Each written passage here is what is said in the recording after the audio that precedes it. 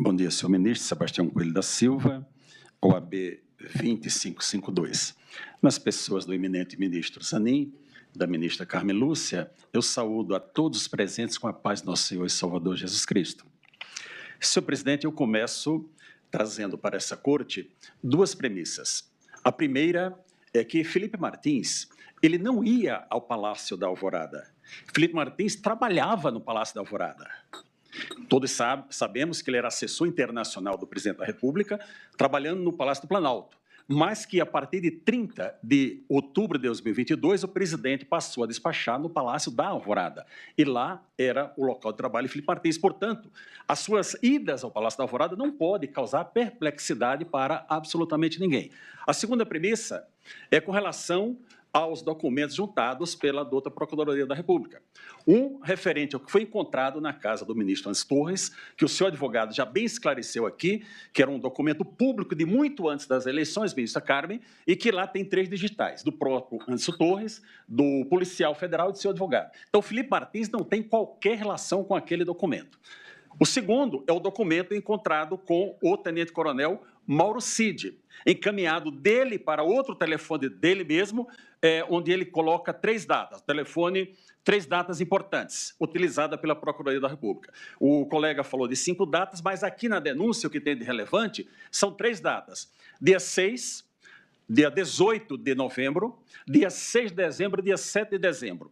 E nessa reunião do 7 de dezembro é a reunião que aparece o nosso herói da vez, que é o senhor general Freire Gomes. Eu estou aqui com o depoimento integral do general Freire Gomes, que ele diz o seguinte: que estavam presentes o depoente, o então ministro da Defesa, general Paulo Sérgio, o então comandante da Marinha, Garnier, e, possivelmente, o então assessor para assuntos internacionais, Felipe Martins, que na reunião o assessor leu os considerandos, que seriam os fundamentos jurídicos da referida minuta de decreto.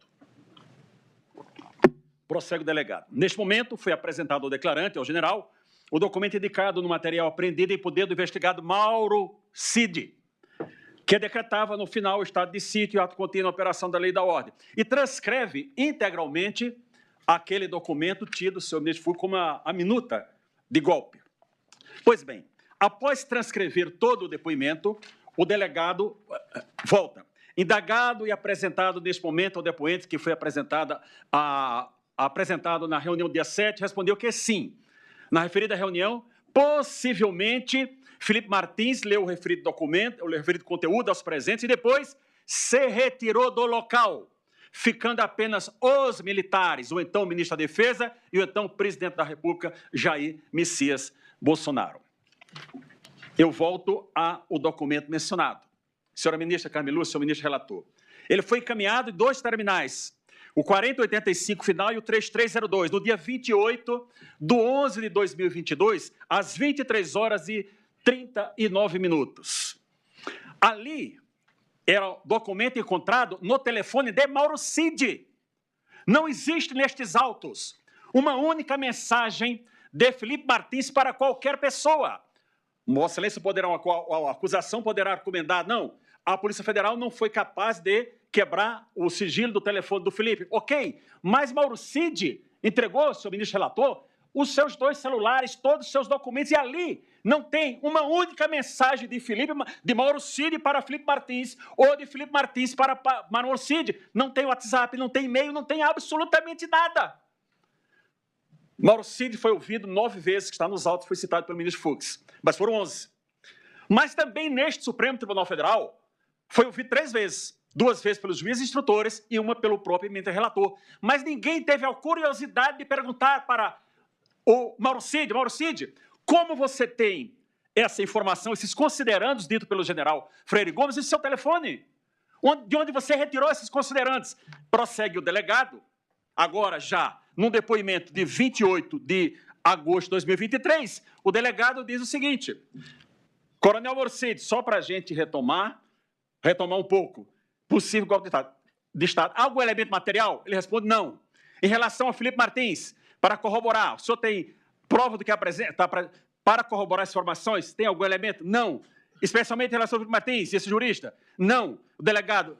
Ok, tá. É essa que é a situação. Veja, Vossa Excelências, que Felipe Martins estava incluído num núcleo chamado jurídico, que tinha lá o padre José Eduardo e o advogado Amaury Saad. E eles não foram denunciados, detalhe. Felipe Martins não é advogado. Felipe Martins é formado em relações internacionais e era do núcleo jurídico, mas os outros não foram denunciados e ele foi denunciado. Prosseguindo, não há justa causa para o recebimento dessa denúncia. É comprovado que Felipe Martins, no dia 7, senhor relator, estava em Ponta Grossa, embora a Polícia Federal tenha dito que ele estava nos Estados Unidos. Vai ser provado, eu não vou me deter com relação a isso. Mas voltemos, então, à reunião do dia 7. O general disse que ele leu e foi embora. Ok. Imaginemos que o presidente tivesse tratado das suas atribuições do artigo 84, artigo 136, 137, 142 da Constituição, e tivesse resolvido que iria apresentar ao Congresso Nacional uma proposta de estado de sítio. Obrigatoriamente, ele teria que ouvir o Conselho da República e o Conselho de Defesa Nacional, sendo que desses órgãos está elencado no artigo 89, artigo 91 da Constituição, as pessoas que integram esses dois órgãos. E, obrigatoriamente, eu cito três: o vice-presidente da República, general Mourão, o presidente da Câmara, deputado Arthur Lira, e o presidente do Senado, o senador Rodrigo Pacheco. Ele convocou em algum momento essas pessoas para essa reunião, para dizer, olha, desta reunião vamos encaminhar ao Congresso Nacional? Não, não aconteceu isso. E eu trago um fato histórico para os senhores. Eu tenho um documento, mas não vou apresentar. Em 4 de outubro de 1963, o presidente João Goulart encaminhou uma mensagem ao Congresso Nacional pedindo estado de sítio. Nas conversas, o Congresso disse não. Ele retirou no dia 7. O presidente João Goulart foi acusado em algum momento de tentativa de golpe? Não, não foi. Senhores ministros, esse processo não há justa causa para receber a denúncia de Felipe Martins. Felipe Martins é um garoto brilhante, que aos 31 anos de idade exercia o cargo de assessor internacional do presidente da República, o mesmo cargo que hoje é exercido pelo senhor ministro Celso Amorim, que de 82 anos já foi ministro de 2 pastas, exerce hoje o mesmo cargo que Felipe Martins exerceu, dada a sua capacidade, dado o seu grande conhecimento. Eu quero, para finalizando, senhor presidente, deixar minhas homenagens aqui a todos os acusados, especialmente ao presidente Bolsonaro, a quem eu oro por sua saúde, ao general Braga Neto e ao doutor Anderson Torres. Em caso de recebimento da denúncia, eu rogo a Vossa Excelência que essas cautelares sejam afastadas. Não há necessidade. Felipe Martins ele não pode trabalhar, ele anda com a tornozeleira eletrônica por um fato que ele não cometeu, uma prisão que ele foi colocado sem que ele tivesse dado qualquer causa, um fato que não é verdadeiro. Então, não tem razão dele estar com essas medidas cautelares. Digo mais a Vossa Excelências que as guerras não importam como elas começam, senhor Procurador-Geral da República, mas existe um momento que a guerra tem que parar. Melhor que seja num processo de paz, porque se não houver um processo de paz, teremos vencidos e vencedores e ninguém é vencido nem vencedor. Eu peço o afastamento das cautelares, caso seja recebida essa denúncia. E para finalizar, senhor presidente, estou dentro do tempo ainda, mas se passar um tiquinho, eu peço a tolerância a Vossa Excelência, não é? Mas para finalizar, nós tivemos nesse fim de semana, ministra Carmen, a celebração da Páscoa. O apóstolo Paulo, quando escreveu a Timóteo, ele disse, olha, Timóteo, na minha primeira defesa, ninguém me deu ouvidos. Mas Felipe Martins aguarda que esse tribunal, hoje, dê ouvidos à sua defesa e que aquele processo de crucificação que Jesus sofreu, Felipe Martins está sofrendo desde 8 de fevereiro de 2024, mas ele tem que acabar hoje. Vossa Excelência tem o poder para fazer isso. Eu peço, senhores ministros, a rejeição da denúncia. Felipe Martins só está nesse processo por um único fato de ser o assessor internacional do presidente Bolsonaro. Não tem qualquer relação. Imagine se ele tivesse feito a leitura desse documento, qual seria o problema? Eu poderia tratar aqui de outros artigos, mas consegui ficar dentro do tempo e agradeço a tolerância, Vossa Excelência, senhor ministro, nos 30 segundos que eu passei.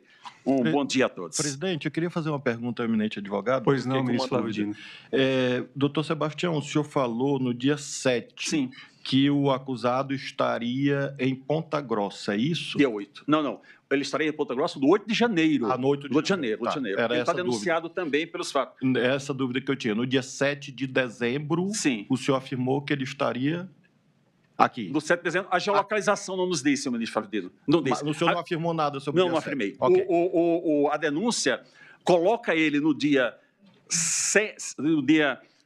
18, com base 18 de novembro, com base numa entrada do dia 19.